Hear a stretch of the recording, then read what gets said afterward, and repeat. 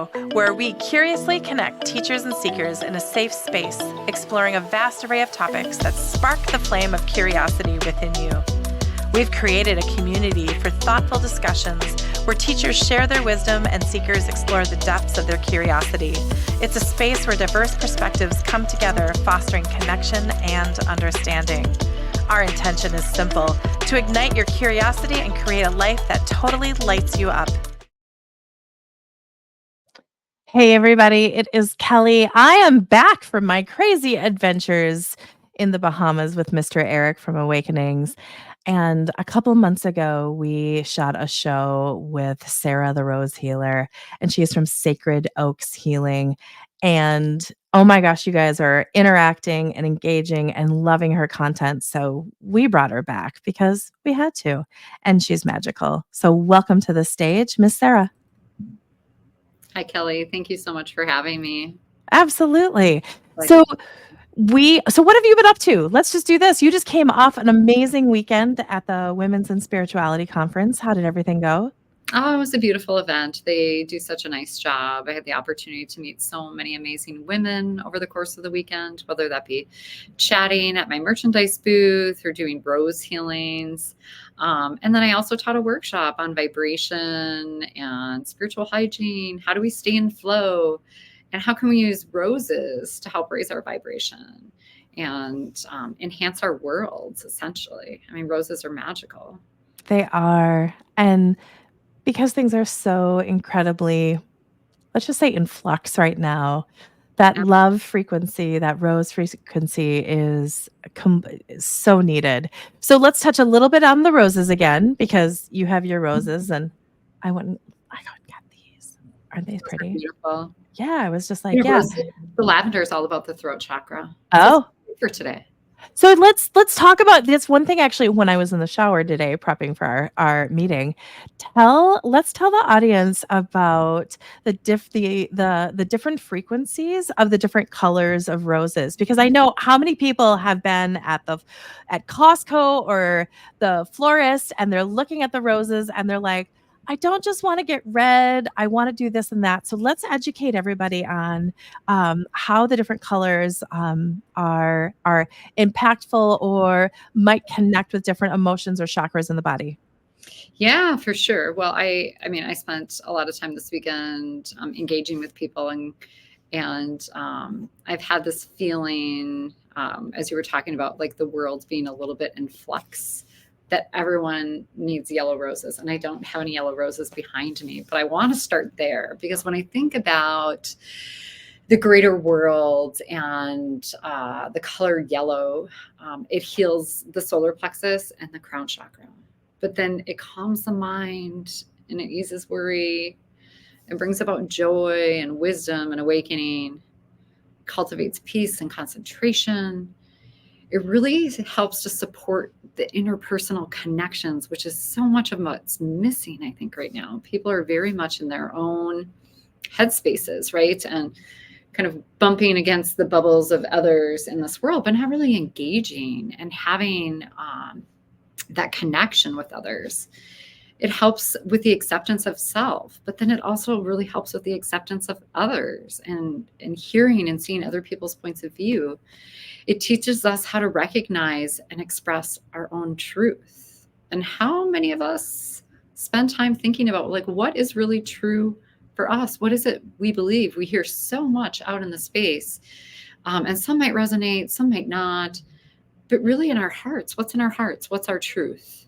And then it helps us to feel trust and to know that all is well and that we are safe in the world. I'm like, that right now is a color that I feel we need so much of in this world. I don't know. What are your thoughts about that? I love that. You just started, and then I loved how you stated about the, like, the bubbles bumping up against each other. And that is just, it's so true. Oh my goodness. It's so true. I totally align with that. Okay, so I picked these out. Tell me more about why I was drawn for these beautiful purple ones. Yes. So the purple roses help to heal the throat chakra. But they foster wisdom. They deepen your spiritual vision and your intuition. And so really, Kelly, just enhancing what you already have, right? and leading this beautiful show. So I'm like, they're perfect today. They help you with creative self-expression and provide inspiration. And this is my favorite part. They open you up to the energy that makes the impossible possible. Okay, everybody, we're done. Bam. No, I love it. I love it. Thank you. Because I did. I sat there in front of all these different roses and I just asked who wants to come home, right? Yes, which is the most beautiful way to do it, right? Like, what do you need to bring into your life right now? Yeah. Okay, so red roses, they are, I don't want to say the gold standard of roses because they aren't. I mean, all of the different colors are beautiful, but that is probably a go-to for a lot of people. Let's talk about the red roses. Is the red roses work on your root chakra, which everyone could use a bit more grounding, right? The root chakra is our first chakra and it connects us into Mother Earth. It helps us to feel really grounded. And then into our sacral chakra, which is really about creativity, self-expression, and then our heart chakra. Love for yourself, love for others, seeing the beauty in the world around you. And it helps to heal hidden anger. I think Mm, as human beings, we're all really good about having these interactions. As we were talking about being in our little bubbles before, something comes up that makes us angry, and we just kind of tuck it in, right? We tuck it in and we store it away, and that can be the beginning of manifesting stress and an anxiety and manifesting pain within the body. So I'm like, helping to remove some of that hidden anger is really important. It opens you up to love. It can mm. help you bring your desires into action, increasing your self-confidence, assisting with all aspects of like love and fertility. And fertility doesn't have to be about children. Fertility can be about like creative new ideas, new pathways, beautiful unfoldings. It attracts us to love. It enhances passion and romance. And I think quite often people are drawn to those red roses when they're giving to another, and it is the right color, right? When you're Right. talking about giving that to someone that you're romantically involved in. But my favorite part about the red roses really is that they help to ground the body and they revitalize the energy source within your body, connecting you into the ground and connecting you up to source and allowing that energy to just flow through you. That is amazing. We're gonna wrap it up with the orange ones that are right behind you. Why are you called to have those beautiful orange ones? Yeah, the orange roses heal the sacral chakra and they help to increase immunity. And this time of the year, we could all use a little bit of immunity boost. But let's be real. When we're talking about vibration and we're talking about how we stay healthy, our vibration is directly tied into our immune system. But the roses that are orange give you a little bit of an extra charge. They support your mental clarity and they can help to ease agitation. They help to release feelings of loneliness and sadness. Helps you to feel as if your cup is overflowing. My Mm. favorite part is like releasing the old. This can be old patterns, old ways of thinking, old ways of doing things, and they open us up to just creating pathways for new beginnings, which I really love, especially when we talk about the fall time. We've just gone through the beautiful bounty and growth of summer and into the harvest, and we start going into the dark night. Which is coming. I hope not all too soon. I love to enjoy this fall component. But when I think about winter and I think about new beginnings, winter is just a great time for going internally and thinking about what is it that we want? Yeah. What do we want to bring into our lives? And what kind of new beginnings do we want to create? And the winter solstice aligns up very nicely with drawing us into the new year. And I'm not trying to get too far ahead of ourselves, but I think the orange roses are great when you start thinking about like, where do I want to go? Who do I want to be? What do we want this to look like? Absolutely. I was about to say, "Oh my god, Sarah, it's gonna start snowing before you." I know. I'm looking out. I when I came back and I was like, "Oh my gosh, we're in fall." Like, Yes, hello, like hello, colors. We're back. I know. And those other components here, I mean, we're in the fourth quarter of the year. It all happens very quickly, as we know. It does. Well, and then what I share with people when it comes to springtime, we in the Midwest, and I'm assuming other parts of the world, we earn our springs. Like, Yes, we we do. earn it. Like, I'm like, we get through it and we're like, "We did it. We did another one." Yes. They're long. But if we are doing self-work during that time, we Right. come out into the spring and allow all of that new growth, not just happening in the world around us, but within ourselves as well. So winter can be such a beautiful time. And, we're blessed to have those cold winter nights here in the north, because if it was beautiful outside, we might not be pausing, right, to really do some of that deep internal work. You should work for Explore Minnesota. Here is Sarah, the ambassador of the North. Oh my I goodness. love it. I'm afraid that I might not be able to sneak away in like the January, February timeframe to like the Caribbean, which is, my favorite place to go when I just need that burst of sunshine in the winter. I'm afraid if I took that job, that might be a little contradictory, right? You just write it in your contract. That's perfect. Snowshoeing and skiing during the week and the Caribbean on the weekends, right? Hey, you know what? Anyone can manifest it. It's you. Was your cruise that you just came back from in the Caribbean? It was. We went to the oh my gosh, where did we go? We went to the Bahamas. Okay. So we went to Amber Cove. We went to the Dominican, and then we went to, which I got this beautiful Larimar Oh my ring, gosh. which I'm super excited about. And we went to I did my second cruise ever. It was there's so much of everything going on a cruise, Yeah, right? For anybody and there are some people that are very passionate about cruising. Like I yeah. had I had more fun walking in the hallways and looking at how people decorated their doors, and Mhm. they it was like full on. It was Good. crazy. It was in all the right ways, right? Yeah. And it was interesting the last, I mean, talking about, and I wanted, because I know you're a death doula and we're going to kind of segue there. Our last morning, we meet this couple and he was 89 and she looked about 85, and they did back to back cruises. They just back to back to back to back. And then they'd go home for a little bit and then they would go back to back cruises. They were telling us, I think they had pre booked through at least spring 2025. And they just were like, we have purpose. The employees become family.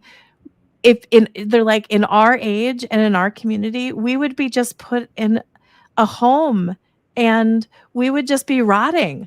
But we are traveling all over the world and our linens are done. They clean up after us. We have as much food as we want. They knew the ship's doctor, like everything. They had such light, and they're like, to be honest with you, of the group of friends we have, we are the healthiest. And I just went, because you have purpose and you have you have something to wake up to and something to do. And she had like purple and red and green hair. And I'm like, do you do that on the ship? And she's like, oh no, that's just when I get home. It lasts 4 months. So every like 4 months they go home and just kind of check in, and then they just book their next cruise. And it was just hearing them and talking with them, how they just lit up and they knew they're in the sunset of their life. And they were just like, we're not just going to sit still and become old. We still have so much to offer and so much to do. And it was just, and it was so funny. You could tell that they were having the breakfast that they normally had. So they had a little of this and this and this. And the servers knew them and the hostess knew them. And like everybody came around. They were almost like little rock stars. And she went by meow meow. So everyone was just like, hello, meow meow. And she was just this perfect meow meow. Creating her own universe, right? Oh, she was creating it. And he was just this lovely, and you could tell they were from the East Coast. And they just had vibrancy and purpose, where so many people their age would just be sedimentary or not looking forward to the day. And you could just tell they woke up and they're like, today is a new day and this is exciting. And I was like, good for you. And Eric from Awakenings, who was my partner in crime on it, he's like, I could see myself doing this. I mean, Mhm. they were great, and they just were so vibrant. They were so vibrant. It was really cool to see. That's awesome. And they get to meet all sorts of people and engage. And I don't know if they get off the ships in port, but I mean, what a wonderful way to live out that portion of your life on a cruise ship. Right? And they I mean, even said it was less expensive to do it on a cruise ship than just sitting. I was like, Good job, you guys. And regarding ports, um, they did not get off much. They Okay. just really enjoyed they enjoyed the cruise. She was telling us she was just healing from she was getting off the ship and she was pushing his wheelchair and she fell down and broke both of her arms. Oh my God. So, right? Oh. So she's like, "Yeah, we like the ship." I was like, "Good for you." But it was just lovely to see their vibrancy. They were Thanks. just vibrant and they were happy. And again, I kept seeing over both their heads. They have purpose, they have joy, they have something to live for. And it was really cool. Yeah, I think sometimes that's, and not sometimes, quite often as people age, they don't feel as relevant. They don't Yeah. feel like they have purpose. That's the word I was looking for. Relevant. Nice. Don't feel relevant. They don't feel like they have purpose. They're not sure where they fit in. And then it does become like just a, oh my gosh, another day. And how will I spend this day? And what will I do? And I think having purpose and feeling relevant in what you're doing is so important. Um, and living life with dignity, right?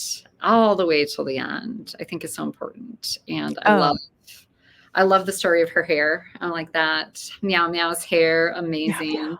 amazing. Hello, meow meow. Yeah, she was just great. She just was. And they just and they had been there, done that, and they had some great tips and tricks. And then anybody that walked by was just like, "Hello." I mean, so it was like they were rock stars on the ship, and so But it they was felt just an relevant, honor. They right? did. And they felt connected in community. And I think like that is where you're talking about, kind of becoming sedentary.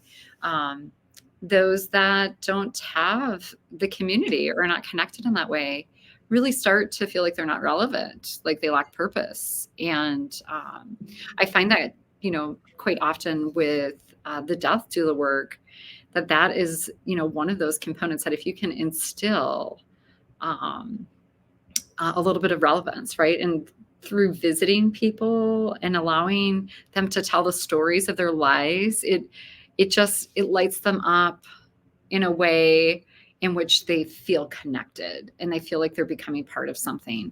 And there are all sorts of programs these days for seniors in the community too, where you can log on and take classes. Someone was telling me a bit about a group that they were in, one of my death doula clients.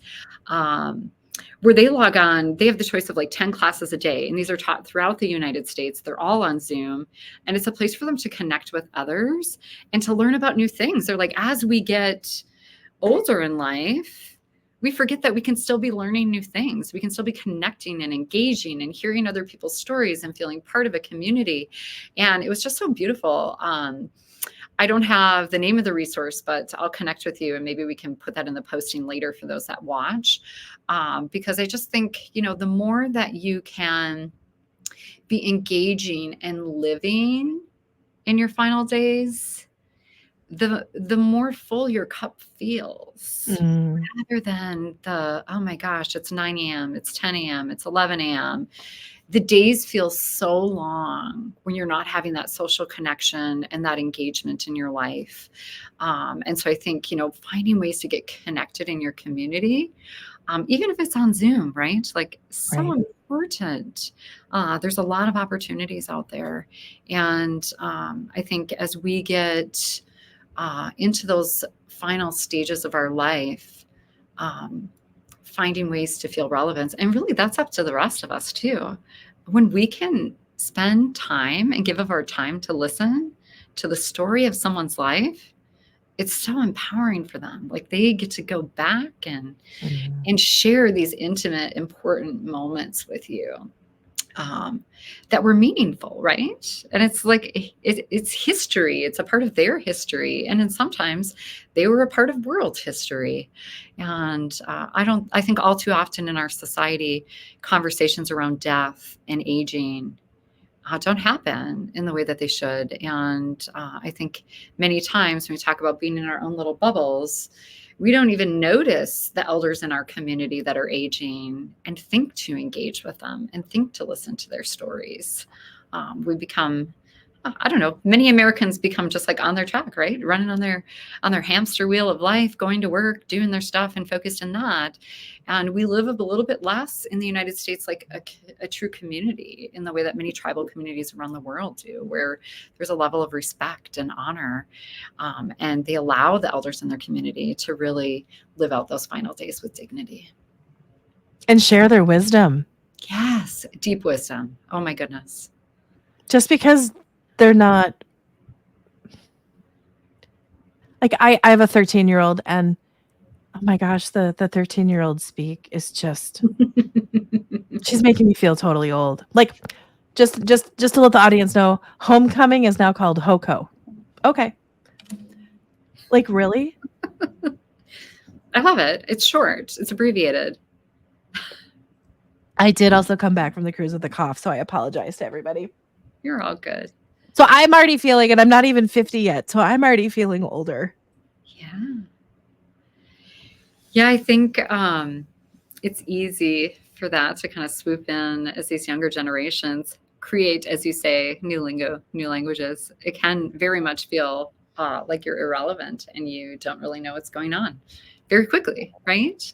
Right? And right now she's I guess in between two boys, and I'm like, just be clean and kind, and please just don't cause trouble because everybody talks and you just don't. Oh my gosh, you guys, I'm so sorry. I need one more. Yeah, that's okay. I'm like, that's the only downsides to cruising is that you're like in this space with all these others. I will tell you, Eric was laughing at me because I was washing my hands all the time. So I had the wipes and I was washing my hands all the time, but you're in kind of this little pressure cooker of a lot of different people. Yes. So I apologize, everybody. Um, let's go back to the death doula. What made you decide to jump into that? Because that is sacred.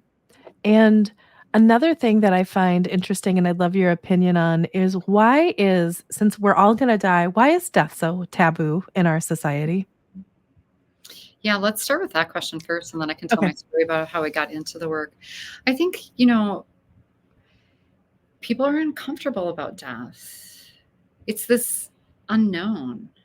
They can hear stories from others, but I think, it's a combination of that and this is Sarah's opinion. It might not be truth, but it feels like there's a lot of religious trauma in the United States. Yeah. And that people are are taught to be fearful of death. And there is, a checklist or there's a decision to be made, right? About how well they live their life, how good of a person they were. And I think the reality is we're all human beings. There is no person on this earth that is perfect. None of us. Right.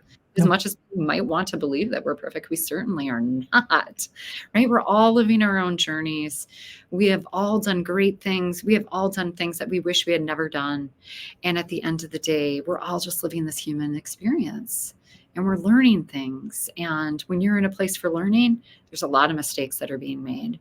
Right. And so I think that people don't want to talk about their mistakes. They don't want to talk about this idea of that they might not be going where they want to go. And I think that there's just so much fear that's been bred into it. And especially around a topic where there's a lot of thoughts about what happens afterwards. And there's Right. people that have experienced that and come back. But like those aren't stories that are well told either. And I think Mhm. fear really is at the core of why it's so taboo, is that people are fearful. They're fearful of the unknown. They're fearful of what might happen. And part of what drew me into the death doula work was a number of years ago, my father-in-law was ill and he had cancer. And at the time, he knew of my spiritual background. He knew that I was a psychic and a medium and that I taught Reiki classes. And he was kind of intrigued by that, but in a very quiet way where it would just be him and I having conversations. And he really was fearful that his family did not want to let him go. And he had a very hard time being honest with them about how bad his cancer was. Okay. And he and I had many conversations about death and dying and his fear of being alone, which is very common. People get worried about being alone. And we got to have this great discussion because his mom had visited him and his sister that had passed had visited him. And he's like, is that real? Like, are these dreams? What's going on? And I got the opportunity to just, ask him questions, help him discover what he actually thought about this topic of death and the topic about being alone. And he came really to this conclusion that he wasn't going to be alone. Even if Mm. his living family stepped out of the room, his spiritual family was there. And it was such a beautiful, sacred journey to walk with him. We talked about Reiki and when he would want that. And so truly, he ended up being my first death doula client without really knowing what a death doula was at the Right. time. Right. And I got to speak at his service and help with those things. And he had conversations with me that he couldn't have with his family. And not because he didn't deeply love his family, it's because he deeply loved them and he didn't want to hurt them. And he was trying to figure out all of these things. And he felt like if he talked with his family, he would just instill more fear in them. Right. Right. And so there was a time where I was teaching a Reiki masterclass, and he had agreed to allow us to send him healing that day, which we did. And this group of students all brought back different messages about what was going on with him. And I had the conversation with him in the coming days to say, hey, one of the gals in class brought up the fact that you had cancer in your lungs and that it was painful every breath that you took. Is that true? And he's like, it is. And so it was like that moment where he and I really deeply connected on all the messages that came through to just have a really honest conversation about where he was at. Right. Because he still wasn't feeling like he could be totally honest with me. And it was at that moment where he was like, yeah, I have cancer in my entire body. My PET scan did not go well. I know I told everyone that it was fine and I was beating cancer, but the reality is that I'm not. And, it's then that balance of what do you share, what do you not share with the family. Right. And I came in to do Reiki on him one day, and the nurse had just left, and she said to the family, he has about a week left. And I started working on him, and I very quickly came to know he had hours left, maybe a day. And I had that internal battle of like, do I share that information? What if I'm wrong? And finally I was like, if I don't share it and I'm right, I will never forgive myself. So Right. I talked with his wife and I said, you have to get your family here because he has less than a day to live probably. And if you want people to come and visit, you should start calling. And she's like, are you serious? They told me a week. And I'm like, no, he does not have a week. And so I went out on a limb, and it was the next day, I think about 1 p.m. And that was at 6 p.m. at night. About 1 o'clock the next day, he passed away. So I'm like, honoring what you know, speaking your truth. And really it was for him.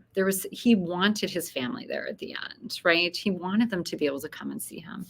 And so I was able to honor him in that way by sharing that information. And it was just such a beautiful journey that it took me right into the hospice arena. And then I shortly after started doing death doula work as well. So That is so incredibly beautiful. Were you with him when he passed? I unfortunately was not with him when he passed. I took my girls to the zoo for a couple of hours, and it was while I was gone. And he was surrounded by his sons and his wife that he passed away. You did so much. Wanted it, right? Yeah. That's amazing. So you're also hosting death cafes. Let's talk a little bit about death cafes, and let's also promote your partnership that you're doing this at Echo Bodine Center. Tell us more. Yeah. So we had our first death cafe in September, and we had about 16 people there, ranging from about 22, 23 years old, all the way up to 94. And the individual that was 94 said, I thought the room was going to be filled with people with their walkers and canes. And he's like, I did not expect this, but I also didn't expect to leave feeling with such a full heart and such Mm. a connection to the community. Um, and many others shared that same sentiment. We just had a lot of really good dialogue. People were able to tell stories. We were able to connect around questions and topics that people were worried about. So, Death Cafe is not about myself or my co host, Cheryl Kerrigan, really teaching people about death. This is Mm-mm. creating a space for people to come and talk about a topic that's taboo. I mean, we, of course, have topics, in our pockets should we run out of things to talk about, but I'm going to tell you we didn't run out of things to talk about. And people were like, well, now what do we do? What will next month be like? Will we have anything to talk about? And I'm like, how about these topics? And I just threw a few out into the air to say, we have a little bit more control to invest time in thinking about what our death could look like? And we can pre-plan if we want to have a service or a living service. I mean, I would love to have a living service. I would love to be able to invite all my family and friends to come while I'm still alive and to see me. And, it was a concept that some people in the room were like, I never even thought about that as an idea. And it is one of the things that my father-in-law had a party. We called it a birthday party, but he got to invite family and friends and have a drink and, just be normal for that moment in time and to be connecting with people and thanking them and sharing stories, right? And so Death Cafe is really a place to come and talk about death, life, the afterlife. Remove some of that fear so that you can live the rest of your life without that worry or without that fear of what death might mean for you. And now sometimes we can plan things and life takes us on a different journey where we maybe have an abrupt ending. But if we've shared with our family those thoughts and ideas around what we want, it helps them to kind of create then a service or to honor us and our legacy in the way that we would want to if we've had the opportunity to kind of share what's important to us. What kind of legacy do you want to leave behind? And I don't think people always think about that. Like, especially if you're not feeling relevant or you're not feeling connected to your community or you're not thinking that you have much to offer, but all of that wisdom, everyone has a legacy to leave behind. We all have something that we can be teaching others. I think it's just such a beautiful thing. So Death Cafe is about getting together to talk about those things. Our next Death Cafe is going to be October 24th at Echo Bodine Center in Richfield. And then starting in November and onward, it'll be the third Thursday of every month from 6:30 to 8:30. You can pre-register or you can show up. We'll have plenty of cake, coffee, and tea. It's really truly intended to be kind of a celebration to talk about all of the things you've got on your mind around death and life and anything else in between. That's beautiful. Yeah. It's just, well, and a lot of people are, when it comes to death, they have this is where the house is going, this is where this, and it's all the material aspect, but it's not the transitional. It's not the, like, we have birth doulas, and I actually had one for my daughter, and I called her my concierge because she was able to do this and that, and to be able to have like the living, what did you call it? Not the living party, but like a living celebration. that is amazing. And it's, so I've recently lost my aunt and uncle who were like parents to me in the last year. And it was funny, like Patty, so my aunt Patty passed first on September 11th, and she just happened to be out in the garden a week beforehand with her son, and they were planning, my uncle was sick. So it was all about my uncle and what to do with the estate and my cousin just, and he normally wouldn't ask these questions. He just looked at her and he's like, "Mom, how do you want to be buried? What do you want?" And she's like, "I didn't even think about it." And then she's bending over and she's as dirty as can be. And she's like, "I want to be dirt." And I'm so glad she said that because we were able to do that. So we had her composted. And then my uncle wanted to be cremated and put into gun shells so we could shoot him. He was very concerned about that. And gosh darn it, we went up into the mountains in Wyoming and everybody got something and we got to shoot Uncle Bob up, which was just totally fun. And the funniest part of everything is we're in the middle of this ceremony up in the middle of the Continental Divide, is we took we took Bob's ashes over by a little creek, and then we put Patty's dirt on, and then we planted flowers, and we're like, Patty's going to be on top of Bob the rest of their lives. And it was, everyone's sad and crying. And then I'm like, oh my gosh, Patty's on top of Bob. And we all just started erupting into laughter in the middle of that. And I know they would have loved that. And so it is also finding that the beautifulness and the joy and the silliness and all of these different emotions in that beautiful transition. Yes. And then That's I'm the crazy psychic medium. I'm seeing them in like 20 feet away in chairs just watching us, just as happy as can be. So that was really fun also with our gifts and abilities to be able to dance between that and yes. honor it. Two worlds. Yeah, for sure.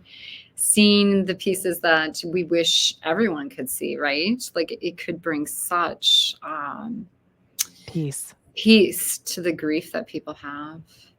And I think that's the other thing about Death Cafe. Like, we're not necessarily like a grief support group, but people Nope. coming and telling stories about their family members that had passed and different ways that they were honored. And like, it was giving people ideas about what they might want, which was Yeah. also beautiful.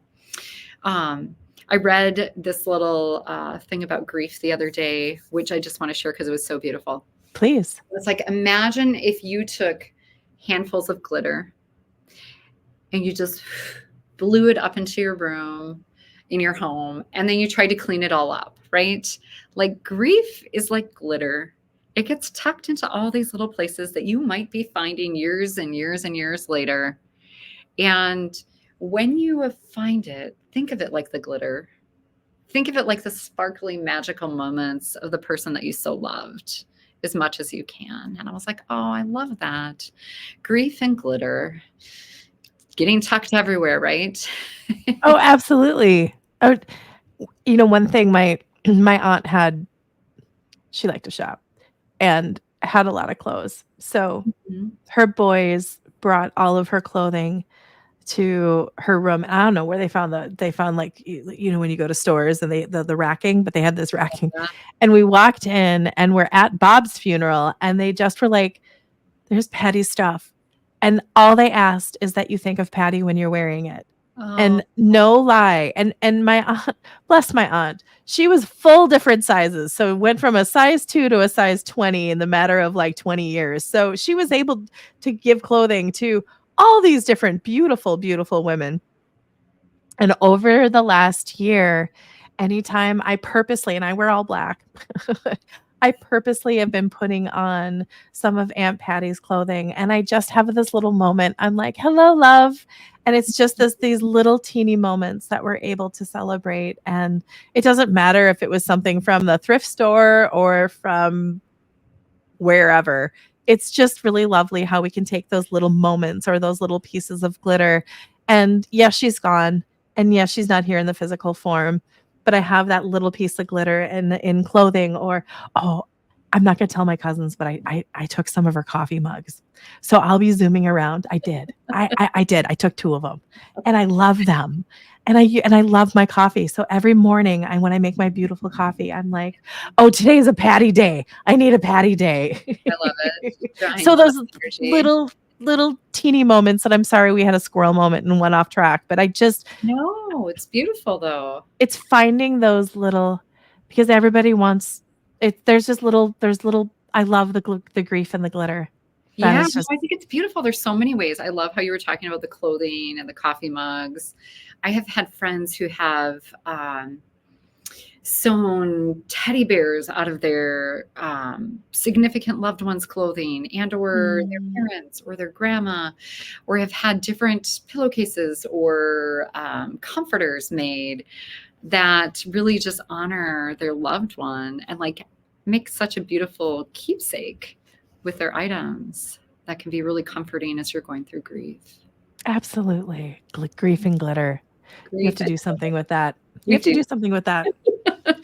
Something else we talked about, as you're going through grief or you're going through life and what's going on, is spiritual hygiene. Talk to me a little bit about that because I know I have my daily practices. I know you have your daily practices, but what can we, because spiritual hygiene is Very important. Did you So like my bit? Like, bam, let's just have a moment. Very, very important. And it can be from you talk about it because I'm like, it's so, and I think it's something that we forget about. Um, and it's really, really important. Okay. So let's talk I have about spiritual hygiene. all sorts of ideas about ways that you can do that. I learned something lovely from a woman this past weekend at the Women in Spirituality conference because she was going through a lot of grief. And she's like, spiritual hygiene is really important to me, especially because I have family that's going through a lot of grief and I'm going through grief. And we're constantly picking up all of these energies and getting stuck in these places. And so she grew up in a religious family. And so she loved the ringing of church bells, and she set an alarm with church bells on her phone to ring at 9, noon, 6, and 9 p.m. And she said she had surgery recently and had taken them off, and she was going to be putting them back on because we had a discussion about spiritual hygiene. And she said, I loved it because it was a conversation starter with others where they're like, what is that about? If they spent the day with me and they've heard these church bells going off multiple times a day, for her, it was a reminder to just come back to center and to release what wasn't hers and to give gratitude for the things that had happened so far in her day and the things that were yet to come. Because gratitude is really high vibration, right? Mhm. Having a practice of gratitude or mindfulness.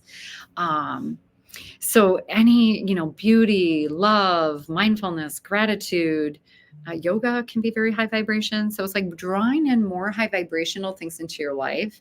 It could be clearing yourself. There's tons of clearing products out there, right? Florida water is one that you don't have to burn with. You could use sage, sweetgrass, Palo Santo.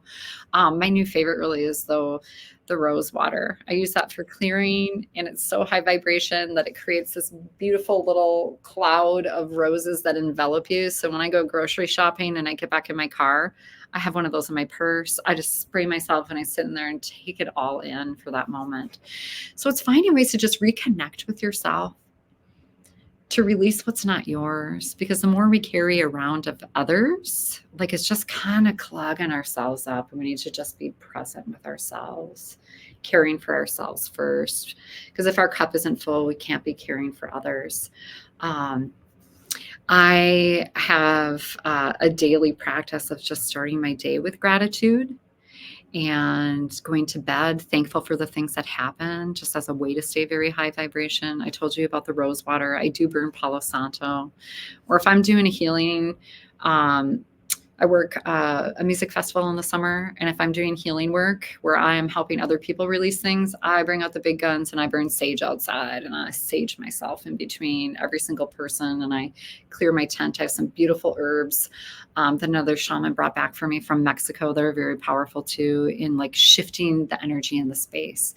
But we don't necessarily have to use any of those things, because the most powerful tool we all have in our tool belt is our intention. Yep. And intention really can help you clear any energy that's not serving you. It can help you to raise your vibration. It can help you to send love to someone else.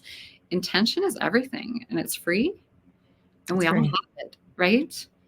Doesn't require anything other than setting that intention for what you want to draw in or clear or release. it's beautiful. I'll find myself snapping, the 3 snaps. I'll do something like that. But even go get barefoot and get outside. Go Yes. go sit by a tree. I mean, there's all these beautiful things you can I love the intention, and I love this, setting the alarm to be able to just take a moment and go, "Okay, I got this." Also, what's yours and what's other people's, and to Yeah. be able to constantly oh, I just saw, like, we need to, like, Teflon ourselves up so we don't take because carrying our own stuff's heavy enough, It and is. I think so many people are a lot of the people that I work with, on a regular basis, I see it as, shopping bags, like, around holiday time where you're walking around with all the shopping bags, and I'll ask someone to drop what's not theirs, and so many times, all the heavy bags, they're not theirs, and they're left with these little teeny things or like that. Yeah. It's Yeah, I see it in the form of backpacks, right? Yep. It's like in the way we visualize it, and it's like, "Oh, what would it feel like if you just unzippered it and let all those rocks fall out? If you really Oh, want the bag, you can. yeah. Let's let go of what's not ours." Well, and the dis-ease Mhm. I just worked with, Antonio Harmon out of the UK, and she said, thoughts become she said gas, liquid, solid. That's how she describes it, but it's the thoughts that can manifest into physical dis-ease, and Yeah. so many people, like, when you talk with them, they're like, "Oh, I have all this shoulder pain." "Well, what are you carrying?" "Well, this," or "I'm having gut issues," or Yeah. this issues.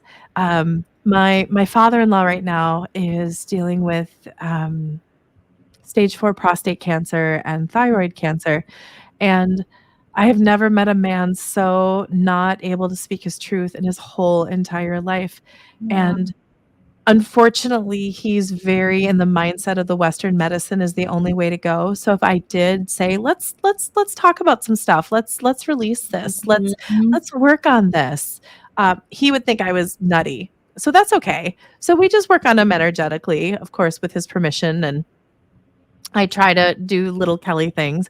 And then the root chakra of, family, religious, societal beliefs, and he's carrying that as well. And it's really interesting to see how these emotions and the lack or the abundance of anything that might be a little off and how they show up in the body. Most definitely. And I think one of the other really easy things, and I say easy, it's not easy for everyone depending upon mobility, but getting outside and just like having an appreciation for, and I say, I tell my students, like, find something you can see, something you can hear, something you can touch, something you can smell, right? Like use your senses to engage with nature. And as you start engaging with nature, it allows your very conscious mind to just kind of slip away. Another really easy one is like movement, getting into movement and slow movement where you're just kind of focusing on your arm movement gets you out of your mind. I'm like, whenever we can slow our minds down and get into that quiet space, we're regenerating, restoring our body and our mind and spirit. And I think sometimes people think meditation has to be quiet and it has to be like you're sitting there and your mind is quiet and you're just meditating. I'm like, Mm. oh, meditation can be so different than that. Meditation can be painting, it can be drawing, it can be being out in nature, it can be dancing. It doesn't have to be quiet. It doesn't have to be seated, right? So finding a way to get your mind quiet and allowing yourself to connect in with spirit can be a really powerful spiritual hygiene practice as well. Absolutely, and then you find flow, Yes. right? Yes. And all of this is free. That's the beautiful thing is Absolutely. it's all free. Oh my gosh. Sarah, I can't believe we've already had almost 50 minutes together. This I has know. just absolutely flown by. Okay, let's promote what are you doing? So everybody, sacredoakshealing.com. If you're not curious, well, you got to go check Sarah out, right? So Yeah, all Sarah, my names are listed on my events page. beautiful.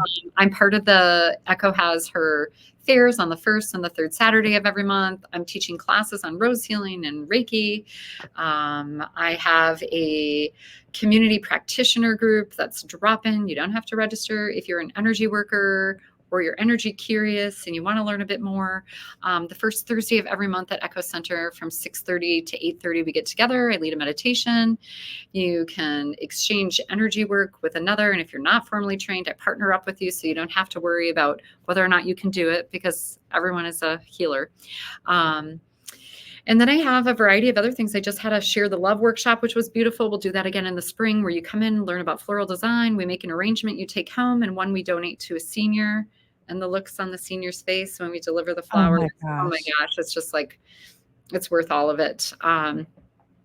Yeah, and then the death cafes. And then one Friday a month, we have a Sacred Rose Healing Sound Bath at Echoes, and that's coming up this Friday. And And by the time you watch this, that will have ended. But check out my website because we have one monthly, and that goes from 7 until 8:30 p.m. It's a beautiful meditation led by myself, and then we connect in with the rose energy, and we kind of allow you to drift and dream as we move right into the sound bath and close with a beautiful integration. So I've got a lot of stuff going on. Check out my website, more to come. And if you're interested in Death Cafe, like I said, it's the third Thursday starting in November every month from 6:30 to 8:30 p.m. But otherwise, if you're interested in death doula work or energy work, feel free to contact me.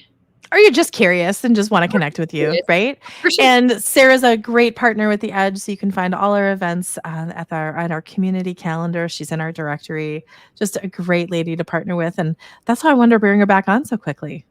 Well, Sarah, thank you so much for being here today. I can't thank you enough. It was really lovely to reconnect with you. Lovely to connect with you too, Kelly. Thank you for your time. I appreciate it. My pleasure. I'll see you soon. Bye. Explore your higher consciousness with the Edge Media Platform. We're a multimedia platform dedicated to connecting curious teachers and seekers in a safe, welcoming space. Dive into spiritual growth with our print magazine, digital content, podcasts, and in-person experiences.